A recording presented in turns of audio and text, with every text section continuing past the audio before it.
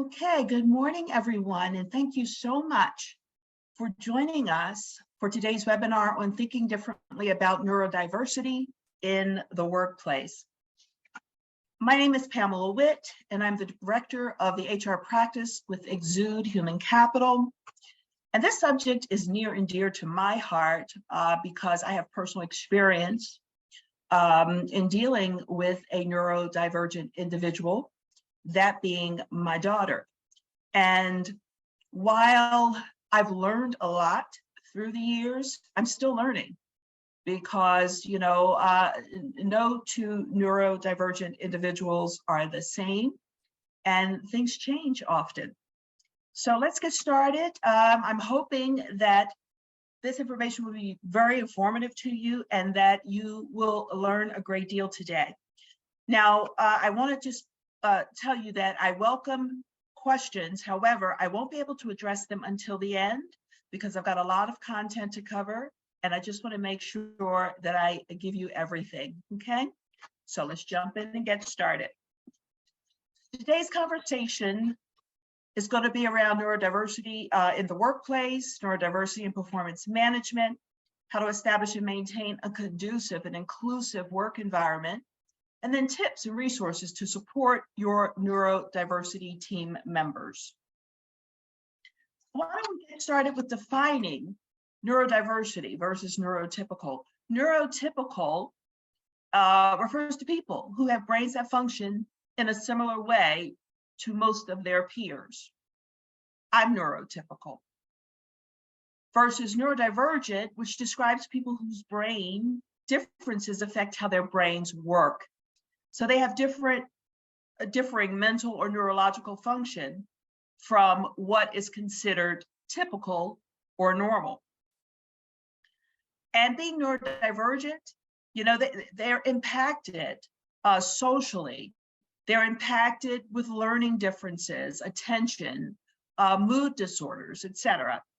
And if you look to the right, you see this wheel that lists neurodivergent conditions: autism, dyslexia, anxiety, depression, Tourette syndrome. And 1 in 7 people have a neurodivergent condition. It's estimated that in the global adult population, 10% are dyslexic, 5% have dyspraxia, 4% have ADHD, and 1 to 2% are autistic. Now, let's look at current state. 15 to 20% of the total population is neurodivergent. Among the neurodiverse, 80% of them are unemployed. 48% of autistic individuals have been bullied, have been harassed, and they've experienced discrimination in the workplace. And 18% of neurodivergent individuals have been disciplined for performance issues. 20% of remote employees feel a lack of belonging, and this is current state. Employees say that their manager is not good at communicating, and as a result, 23% are more likely to experience mental health issues.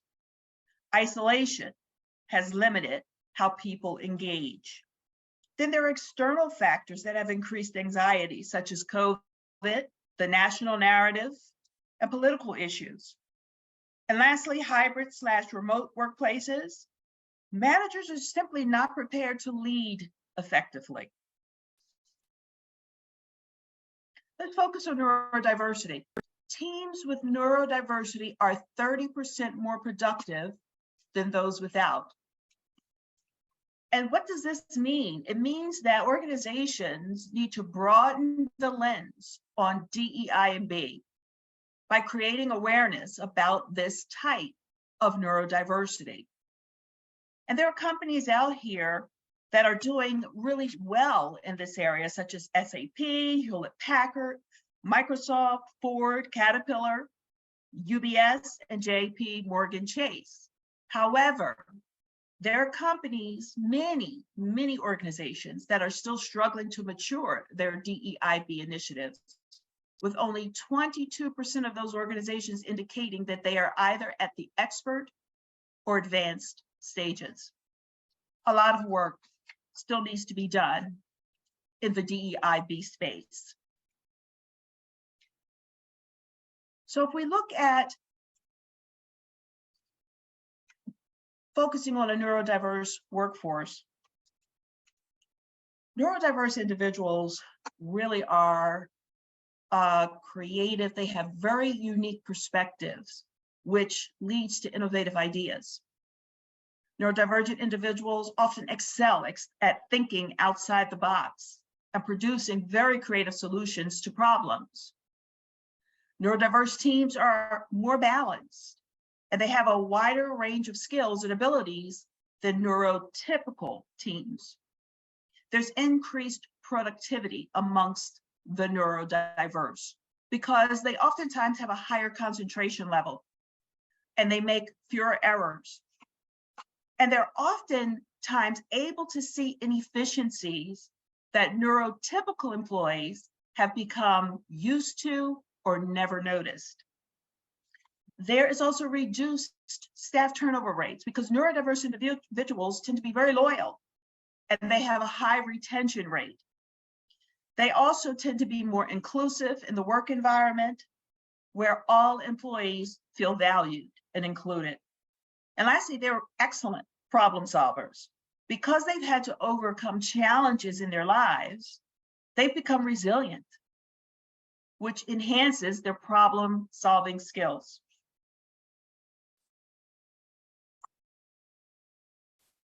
The idea that people experience and interact with the world around them in many different ways, there is no right way of thinking, learning, and behaving, and differences are not viewed as deficits. And I think that's critical to keep in mind. There is no one right way of thinking, learning, and behaving. And the differences are not valued or viewed rather as deficits. So let's address performance management. The focus areas here are going to be flexibility versus inflexibility, job design and career pathing, manager training, and awareness.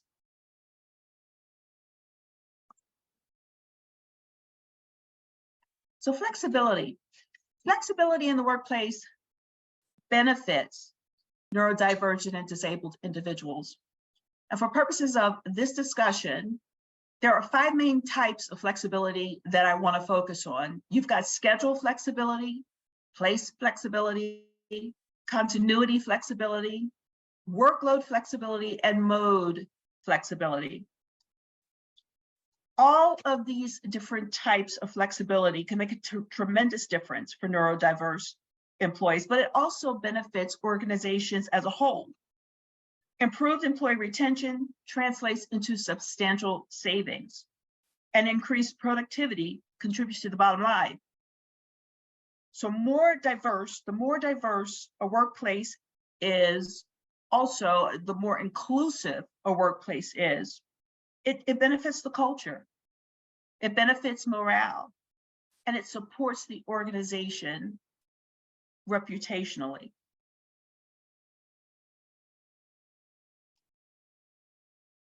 Let's talk a little bit about inflexibility in the workplace. Inflexibility can have a negative impact on neurodiverse individuals, in large part because neurodiverse individuals process information differently. Okay? They need sometimes additional time to process this information and to allow for questions. There are social communication deficits, and they're awkward in social situations, not very good at small talk. In group situations, it can be very challenging, so they do better oftentimes in smaller group situations. They take things literally. For example, with my daughter, if I say, I'm going to the store and I will be back in 15 minutes, she takes that literally. If I'm not back in 15 minutes, She addresses that with me. You said you would be back in 15 minutes. It's 21 minutes. You lied. So they take things literally. Also, face-to-face contact can be very uncomfortable. They don't like noise. They don't like multiple conversations because they need to be able to focus. And then there's awareness of various methods of expression. There's verbal communication, nonverbal communication, there's written communication. Depending on that neurodivergent individual, it could be any one of these methods that are used to express themselves. And then they have fixated interests and repetitive behaviors. So being inflexible in the workplace, as I said, can be very damaging or have a very negative impact for all of the reasons I've just discussed with you. Let's talk about job design and career pathing. We need to recognize the skill set of the neurodivergent individual and design a job to maximize that individual's skills and talents.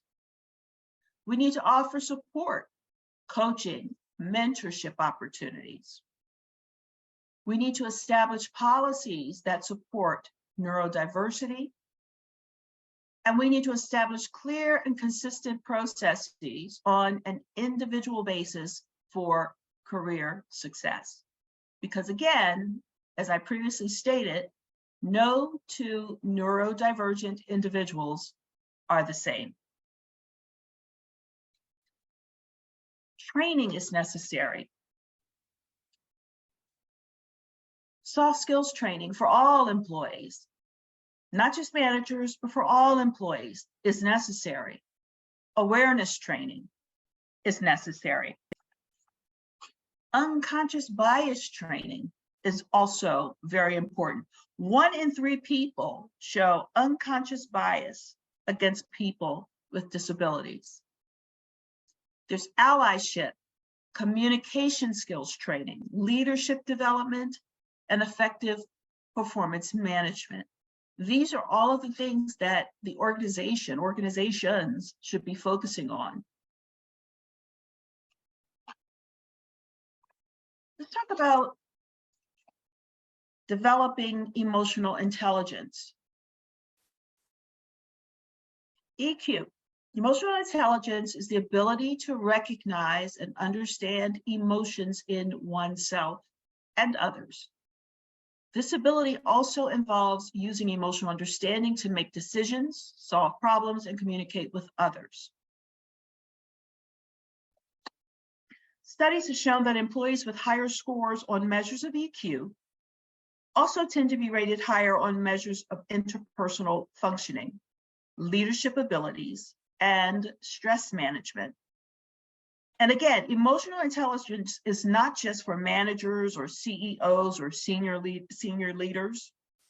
If we want to succeed in the workplace and move up the career ladder, emotional intelligence is a critical component to doing so.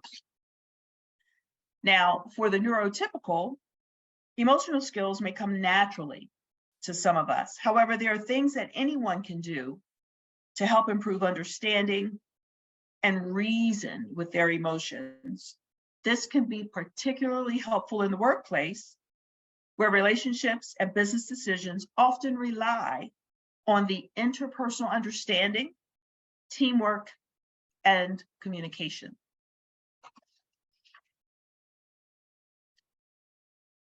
Let's now discuss enabling the success of neurodivergent professionals in the workplace. We first need to create awareness. As we said earlier, there is no one right way of thinking, learning, and behaving.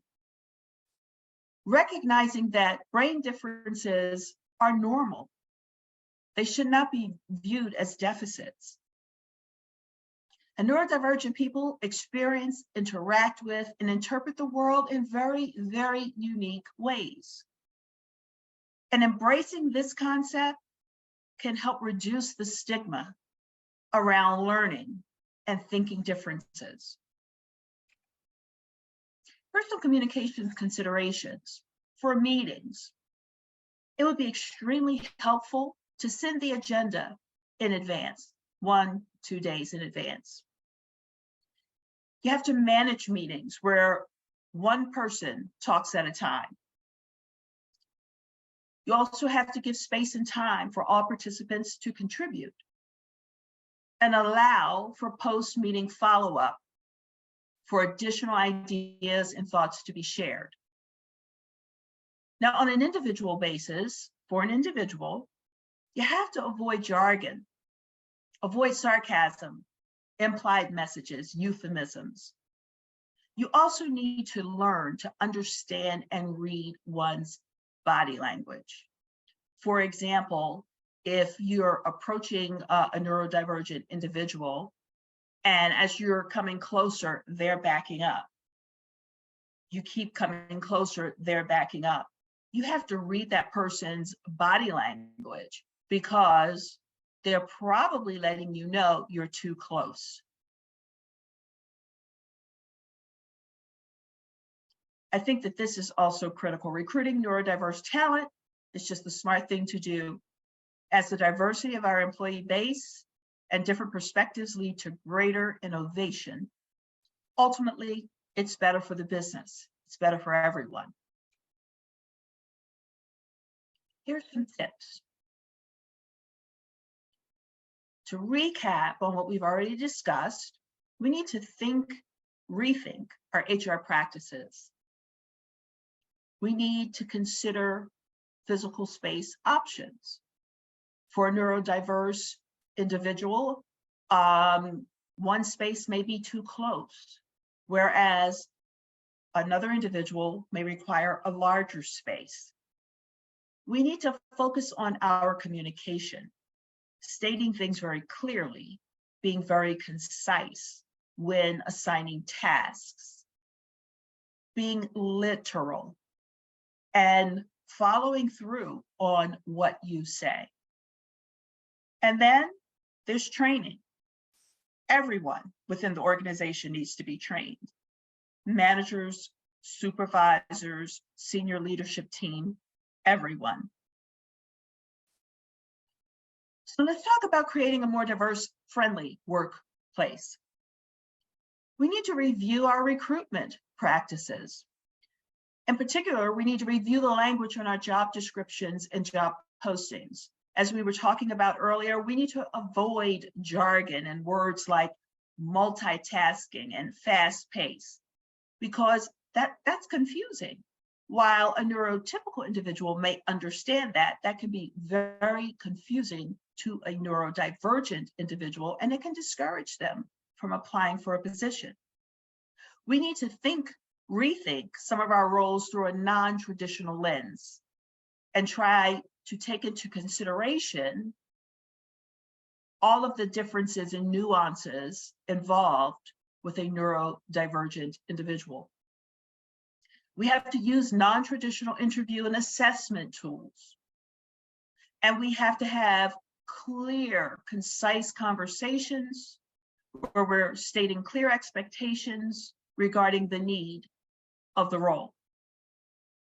We're going to assess the skill set and experience of the individual.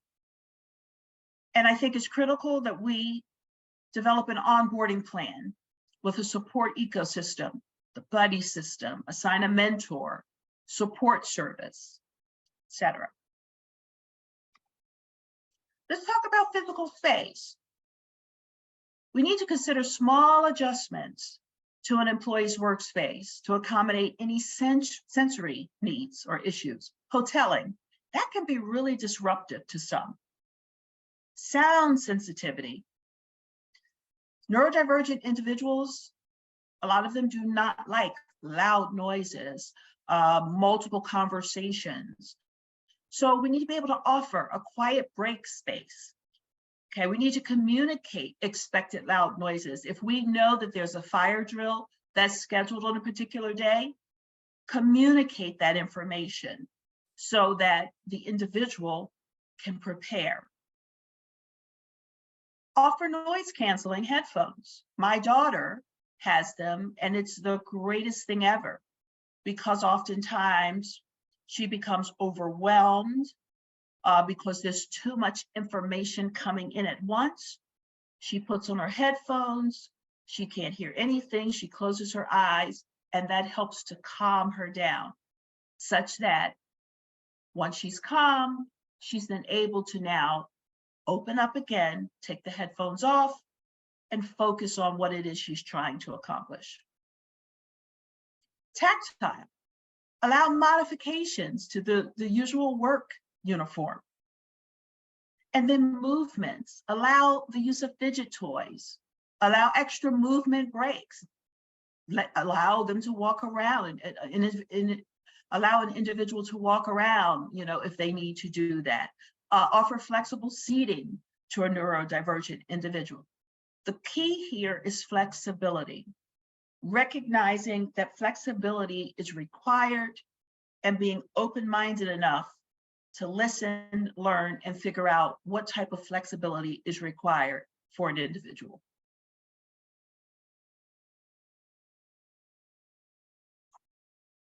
Communication styles.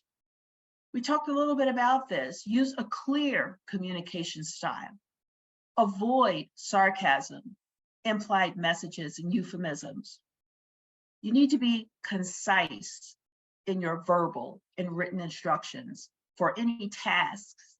And you can break tasks down into smaller steps to help the neurodivergent individual focus and get a better understanding of what is required. You need to inform everyone about workplace social etiquette. And don't assume that someone is deliberately breaking a rule or being rude. Again, you need to give advance notice if plans are changing, if a meeting is being rescheduled, and you need to provide the reason why to the neurodivergent individual. And don't make assumptions. Ask the person their individual preference, their needs, their goals. And critically important, you need to be patient and you need to be kind. So here are some tips and tools for support. You need to be aware of your own and others' communication style and recognize when to alter your style to support and improve communication with others. Prepare a pilot's checklist for tasks that have multiple steps, and pilot a buddy program, as we previously discussed. It could be a buddy, it could be a mentor. This program needs to match the neurodiverse and neurotypical employees together. There's some resources on the bottom of this slide where you can go to learn a little bit more about the neurodivergent. And remember, critically important, neurodiversity may be every bit as crucial for the human race as biodiversity is for life in general. Who can say what form of wiring will be best at any given moment? It's now for questions, and I really appreciate your time and you allowing me to share some information with you about the neurodiverse. Let's see, I think I have a couple of questions here. Here's one. Is there a template for words within the job description areas? I'm not aware of a template. However, I believe we can start to develop a template. There's a wealth of information out there, but let me see if I can even put together some sort of template for words within job description areas. That's a great question. So Christina, I will see what I can put together for you and get that over to you. Any other questions? You're welcome. Please throw your questions my way. Let's have a dialogue here. This is a really great subject. It's very interesting. And I find interacting with a neurodiverse individual, I learn something every day. Okay, if there are no other questions, then we are going to wrap things up. Again, I thank you so very much for tuning in. I hope the information that I've shared with you has been very useful. And this is being recorded, so we can absolutely send out a recording. And everybody go forth and conquer and enjoy your day. Thank you again.